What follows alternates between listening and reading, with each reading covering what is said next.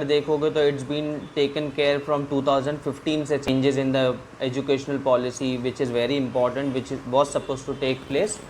But किसी भी एक डिसीजन को अगर देखोगे तो इट्स नॉट वेरी क्विक, जिस तरीके में आप लोग सोचो कि फटाक से हो जाना चाहिए, आज बोला और कल हो गया। जैसे एजुकेशन पॉलिसीज़ या कोई भी एक गवर्नमेंट जब भी फ्रेमवर्क क्रिएट करती है तो that framework won't be working in such a quick manner, यानी इतना जल्दी पॉसिबिलिटीज़ नहीं होगा उसको इम्प्लीमेंट करने, जाके वो लोग ने अप्रूवल दिया है। आप लोगों के लिए जैसे एक क्वेश्चन चल रहा है ना कि वेदर ये होगा नहीं होगा, हमारे लिए अप्लाई अभी अभी तो हम लोग का बोर्ड्स नहीं है, अभी हम लोग तो टेंशन नहीं है।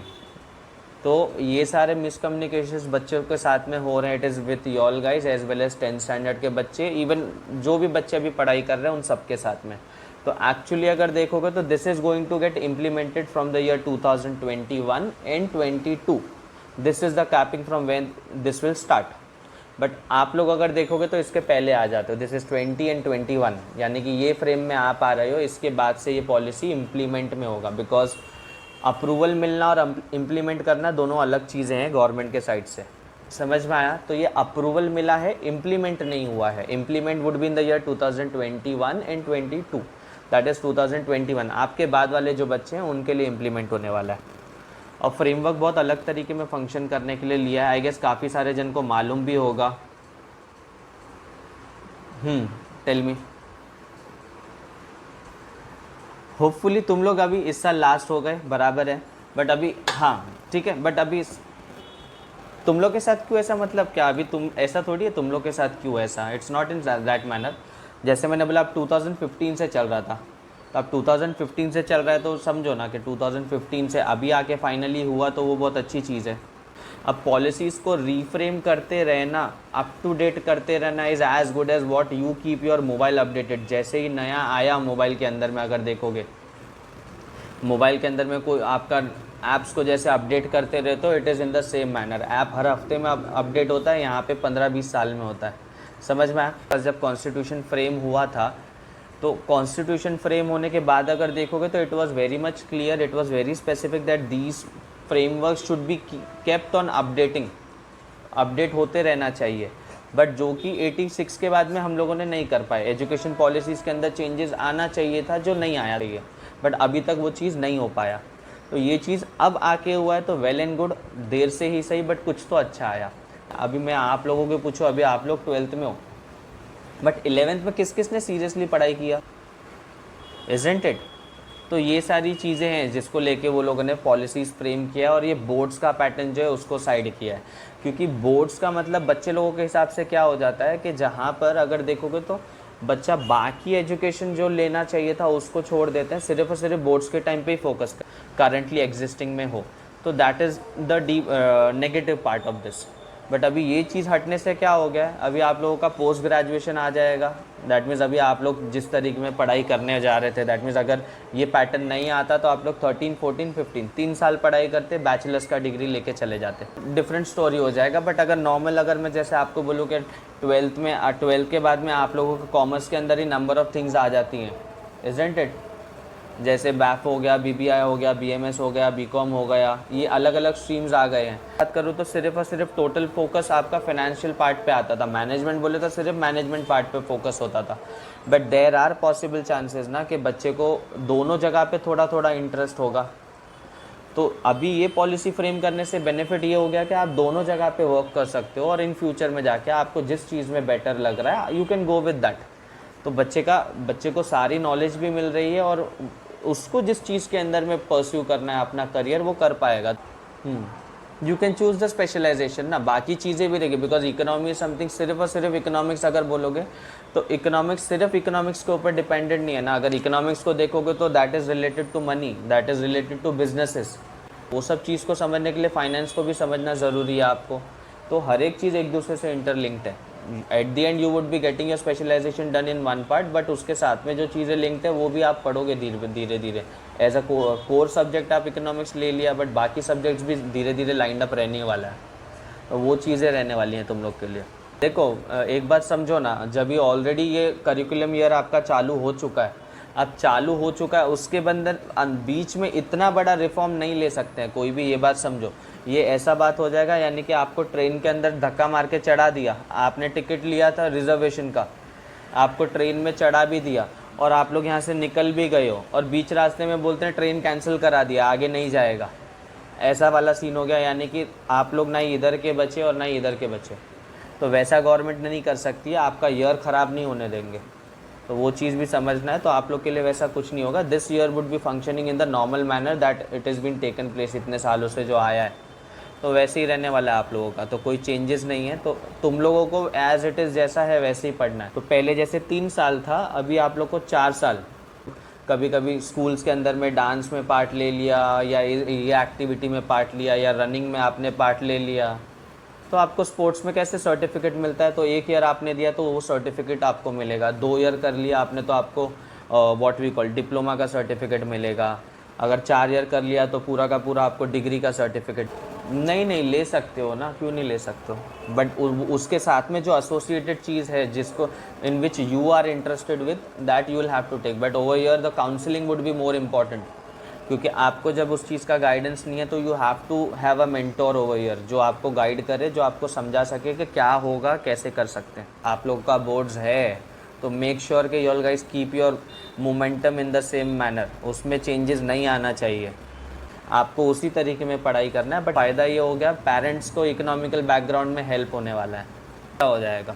अब जैसे आप लोग में से काफ़ी लोग, कोई ना कोई तो होगा जिसको आर्ट वर्क के अंदर यानी ड्राइंग के अंदर इंटरेस्ट होगा, या किसी को तो स्पोर्ट्स के अंदर इंटरेस्ट होगा, किसी को टेबल टेनिस खेलने में इंटरेस्ट होगा, किसी को फुटबॉल में होगा, किसी को क्रिकेट में होगा।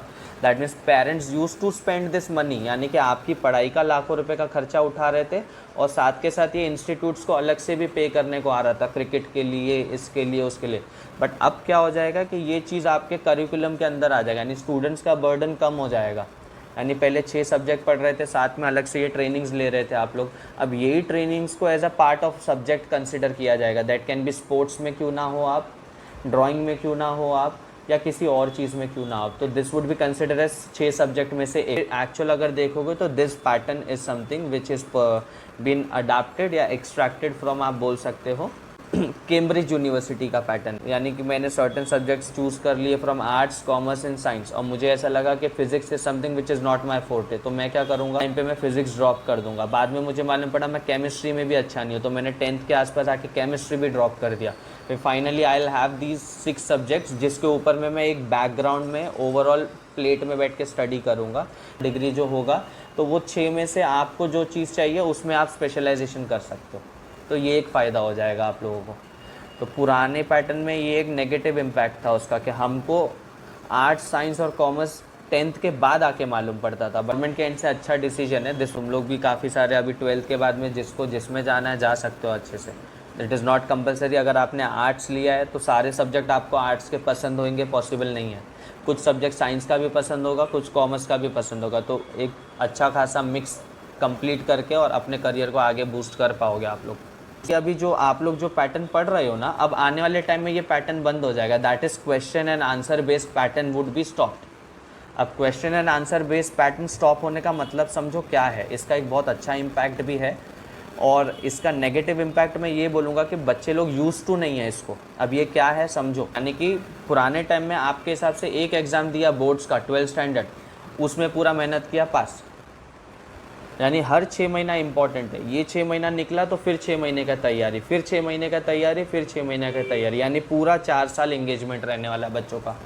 और क्वेश्चन और आंसर्स जिस तरीके में आप लोग पढ़ रहे हो ना, यानी रीड किया और इसका आंसर ये है, इसका आंसर ये है, वो पैटर्न नहीं रहेगा। अभी सेल्फ एनालिसिस आंसर्स आएगा। यानी कि आपको एक केस स्टडी दिया है, केस स्टडी को ऑब्जर्व करो, रीड करो, उसके बेसिस पे आपको आंसर्स देने को बोला जाता है कि आप आंसर्स दोगे, फिर उस आंसर्स के अंदर में पॉजिटिव इम्पैक्ट और नेगेटिव इम्पैक्ट दोनों देना पड़ेगा आपको, और उस बेसिस पे जाके मॉडरेटर जज करेगा। मॉडरेटर जब जज करता है तो इट इज़, आपने जब एक क्वेश्चन को रिव्यू किया है, आपने एक केस स्टडी रिव्यू किया है, केस स्टडी के बेसिस पे सर्टेन क्वेश्चंस पूछे हैं, आप लोगों ने वो क्वेश्चन का आंसर्स दे दिया। अब क्वेश्चन का आंसर देने के साथ में आपको सर्टेन चीज़ें भी पूछी जाती है कि अगर ये पैटर्न, अगर ऐसा हुआ तो दैट इज़ प्रैक्टिकल वर्ल्ड में आपको लेके चले जाएंगे। यानी आप पढ़ाई अभी कर रहे हो लेकिन वो स्टोरी के थ्रू, वो चैप्टर के थ्रू आपको प्रैक्टिकल वर्ल्ड में लेके जाया जाएगा। यानी कि जैसे कभी कभी मैं आप लोगों के साथ करता हूँ, मैं बोलता हूँ जस्ट थिंक ऑफ कि अगर तुम शॉप चला रहे थे और ये कोविड का सीन आ गया तो आपके ऊपर क्या बर्डन आने वाला है। आप लोगों का अगर एक बिज़नेस है तो आपका जब ये बिज़नेस है और अब ये कोविड सिनारियो आया है तो इसकी वजह से, लॉकडाउन की वजह से आपका बिज़नेस बढ़ा है या डिक्रीज़ हो गया है एवरीवन। तो ये समझ में आया। यानी कि अब मैंने कैसे आपको एक छोटा सा केस स्टडी बोला कि अगर आपका बिज़नेस है तो सबसे पहली चीज़ दिमाग में आनी चाहिए कि किस चीज़ का बिज़नेस है, फिर जाके आप उसके हिसाब से, यानी कि क्वेश्चन आपको जब दिए जाएंगे, केस स्टडीज़ दी जाएंगी, तो ये सारे ऐसे सीन्स दिए जाएंगे, फिर उसके अंदर पूछा जाएगा what would be the impact. तो जैसे अभी आप लोग ने बोला कि उसका एक पॉजिटिव इम्पैक्ट भी है, नेगेटिव, तो ये सारे जजमेंटल क्वेश्चंस भी आपको पूछे जाएंगे उसके बेसिस पे। यानी आपने जो आंसर्स दिया है आपके हिसाब से, तो आप अपने आप को भी रिव्यू कर पाओगे। दूसरा क्वेश्चन, ये इतने बड़े बड़े आंसर पढ़ने का ज़रूरत ही चला जाए नहीं रहेगा, यानी टोटली चला जाएगा। जैसे एंट्रेंस एग्ज़ाम आप लोग देते हो ना, टिक मार्क वाला, 4 ऑप्शंस में से कौन सा पॉजिटिव है, गिव रीजनिंग टाइप में, तो ये सारे टाइप के आंसर्स आ जाएंगे। यानी अगर 100 मार्क्स का पेपर है तो वो 100 मार्क्स के पेपर को 2 पार्ट में डिवाइड कर दिया जाएगा। That can be possibility 50 marks 50 marks और इधर 40 मार्क्स 60 मार्क्स। तो 40 मार्क्स का आपका ऑप्शन, चूज़ द ऑप्शन वाला आएगा, 4 में से चूज़ करो, और बाकी जो 60 मार्क्स बचा तो अप्रोच पे आ जाएगा। यानी एक सिनारियो दिया है, उस सिनारियो को रीड करो अच्छे से, वो पैटर्न दिया है और उसके बेसिस पे क्या क्या हो सकता है वो सारे क्वेश्चंस दिए जाएंगे। सारे परम्यूटेशन कॉम्बिनेशंस के ऊपर आपको अपना एक्सपीरियंस शेयर करना रहेगा। क्वेश्चंस भी पूछा जाएगा आपको उसमें कि अगर ऐसा बिजनेस रन हो रहा है तो इसका क्या सोल्यूशन है, वो भी प्रोवाइड कीजिए। आप प्रैक्टिकल चीज़ों को एनालाइज करते हो, आप क्या करना चाहिए, और उसके हिसाब से फिर आप आंसर्स दोगे। तो इस तरीके में आपका पढ़ाई आने वाला, that is from the next year. तो ये पैटर्न चला जाएगा आपका। तो ये एक अच्छी चीज़ है कि पढ़ाई करते करते आपको प्रैक्टिकल अप्रोचेस समझ में आएगा। तो जब कंपनी में जाओगे तो हालांकि जॉब करने के लिए आप नए हो, but already familiar with the approaches that are going to come across you. यानी क्या क्या चीज़ें जो अक्रॉस आ सकती हैं, उसमें से बहुत सारी चीज़ें आपने पढ़ाई करके ही ले ली है। अब मुझे बताओ, आप माइक्रो और मैक्रो इकोनॉमिक्स में पढ़ाता हूँ आपको, वेयर इज़ द थिंग, मैं जहाँ पे प्रैक्टिकली अजम्पशंस लेता हूँ आप लोग के साथ, तब जाके तुमको लगता है हाँ सर ये बराबर है, ये ऐसा करके आता है, लेकिन हमने ध्यान नहीं दिया। बट अगर मैं नहीं बताऊँ तो कहाँ पे आपको कभी भी लगा कि हाँ ये मेरे को इकोनॉमिक्स काम आ गया। इट इज़ समथिंग जहाँ पे ये चलाते नहीं है, ये जब तक नहीं चला रहे तब तक कभी नहीं लगा, it is in the book. But जब मैं बताता हूँ तब तुमको लगता है कि हाँ ये भी है, तब जाके आपको मालूम पड़ता है हाँ ये तो हम प्रैक्टिकली भी यूज़ कर रहे हैं, तब जाके मालूम पड़ा। तो ये चीज़ को एनालाइज कराना अब तुमको, पहले हम कराते थे, अब बुक तुमको करा के दे देगी अपने आप। भले बुक में से पढ़ रहे हो लेकिन सारे के सारे अप्रोचेज आप वेयर यू कैन इमेजिन, जहाँ पे दिमाग लगाने को आएगा, इसके अंदर दिमाग लगाने को नहीं आता है, वहाँ पे सोचना पड़ेगा वो केस स्टडी क्या बोलना चाह रही है, फिर वो केस स्टडी को देके आंसर देना पड़ेगा। बहुत डिफरेंट अप्रोच आने वाला है तुम लोग के लिए, और ये बहुत अच्छा कर भी दिया है, बिकॉज आज के टाइम में द वर्ल्ड इज़ चेंजिंग। अगर ये पॉलिसीज़ चेंज नहीं करेंगे तो we would be moving backward. That is the reason कि इंडिया के अगर एजुकेशन सिस्टम को देखोगे तो it is known as robots produce कर रहे हो, यानी कि मशीनरीज प्रोड्यूस कर रहे हो, यानी कि आपके एम्प्लॉय यानी कि इंजीनियर्स प्रोड्यूस हो गए हैं, सीएस प्रोड्यूस हो गए हैं। तो ये चीज़ समझ में आना चाहिए, लैक ऑफ जॉब नहीं है, it is lack of skill. अगर आपके पास स्किल है तो आप आगे बढ़ रहे हो, अगर आपके पास स्किल नहीं है तो आप पीछे आओगे। तो पुराना पैटर्न हमारा एजुकेशन का वॉज वेयर स्किल का मिसिंग था, बट ये पैटर्न के अंदर आ गया है।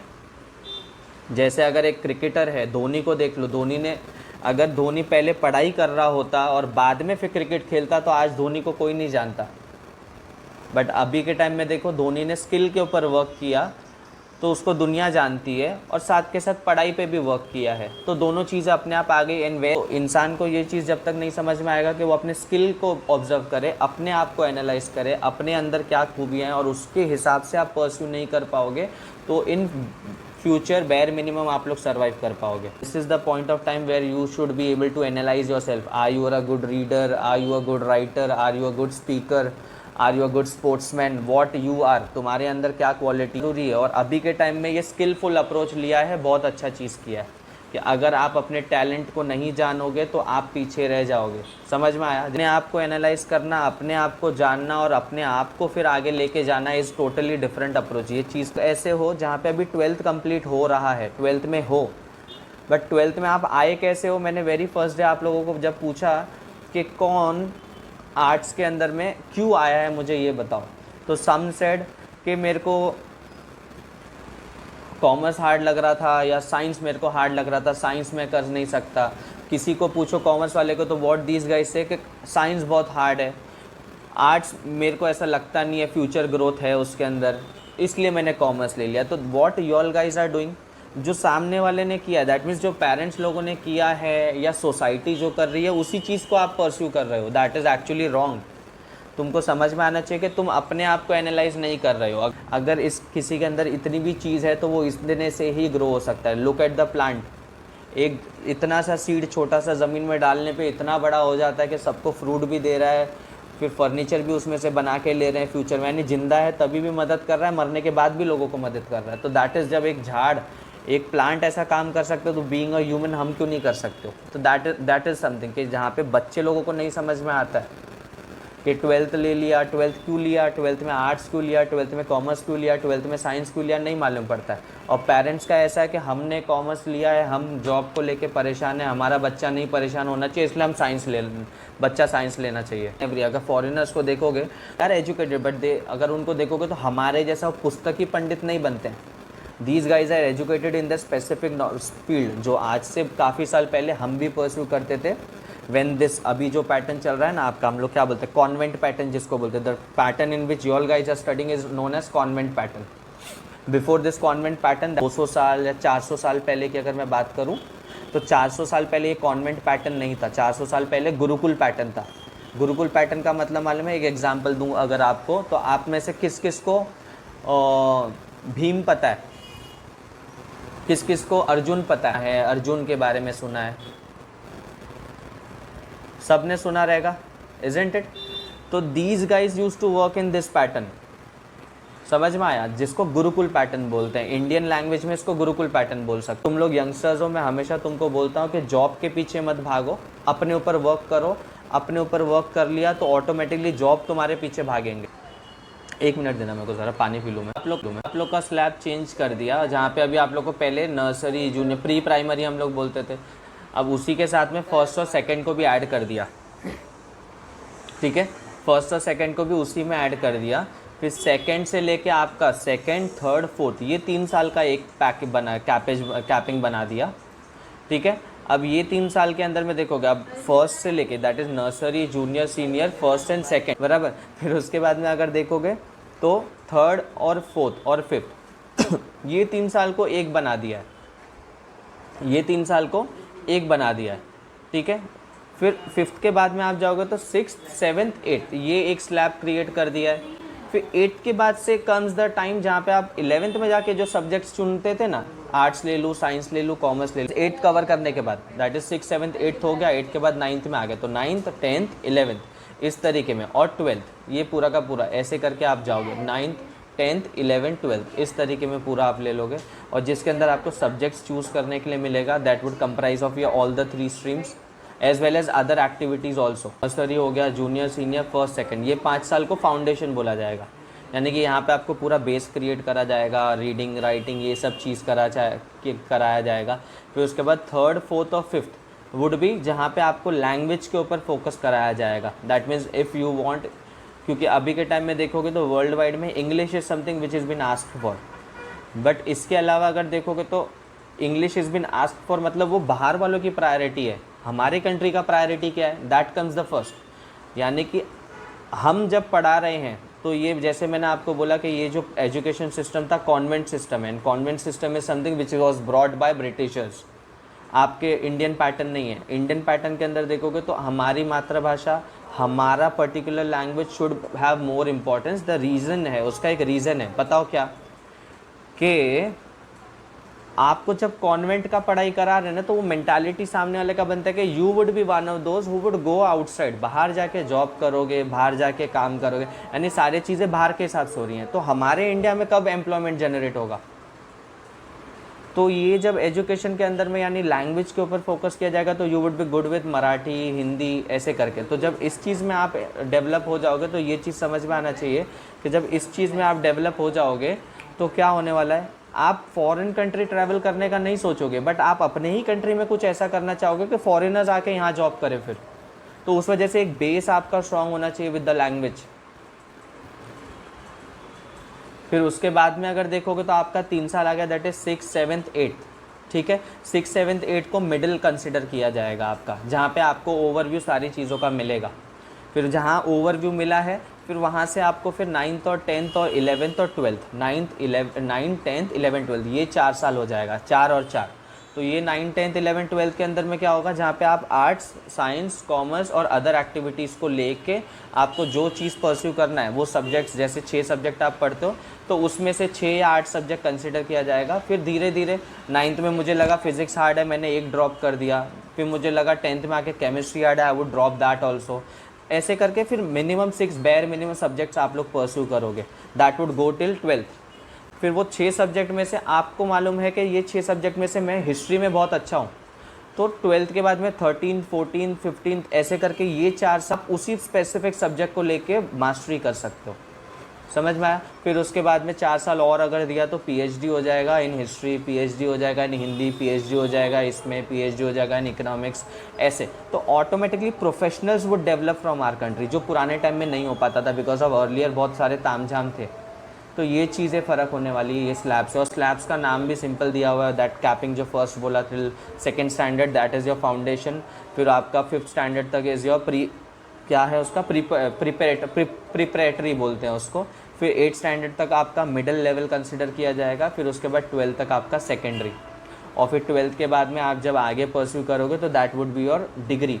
और उसके आगे जब 4 साल और पढ़ाई करोगे तो would be consider as PhD. अब से मूवमेंट आउटवर्ड की जगह माइग्रेशन होने लगेगा इंडिया के अंदर, यानी फॉरेन कंट्रीज वाले यहाँ सीखने आए। सवाल है तो मुझे पूछ लो, then I will close up. तो मेरे ख्याल से मैंने तुमको थोड़ा बहुत पैटर्न उसको लेके बताया, बिकॉज दिस इज समथिंग। देखो मैंने ये स्लैब्स के ऊपर में व्हाट इज़ द मॉडल, मैंने उसके ऊपर ज़्यादा फोकस नहीं किया। अब यूट्यूब पे जाओगे इसके बारे में हज़ारों वीडियोस मिल जाएंगे, टीवी में जाओगे तो न्यूज़ पे अभी वही चलते मिलेगा, कॉलेज से भी आपको बहुत सारा अपडेट आएगा। There would be ample of knowledge that you will gain about this pattern. But ये पैटर्न को इम्प्लाई करने से आपको बेनिफिट क्या होने वाला है, ये चीज़ आपको नहीं मालूम पड़ रहा है। तो आपको क्या बेनिफिट होगा, आप इससे क्या यूज़ कर पाओगे, आप इससे फ्यूचर में क्या कर पाओगे, दैट इज़ मोर इम्पॉर्टेंट। अगर किसी को कुछ रहेगा तो ग्रुप में तो आप लोग क्वेश्चंस डाल ही सकते हो, we would then answer it, ठीक है। At that point of time we can speak on this, ठीक है। चलो मैं क्लोज कर रहा हूँ गाइस, चलो bye bye, take care everyone.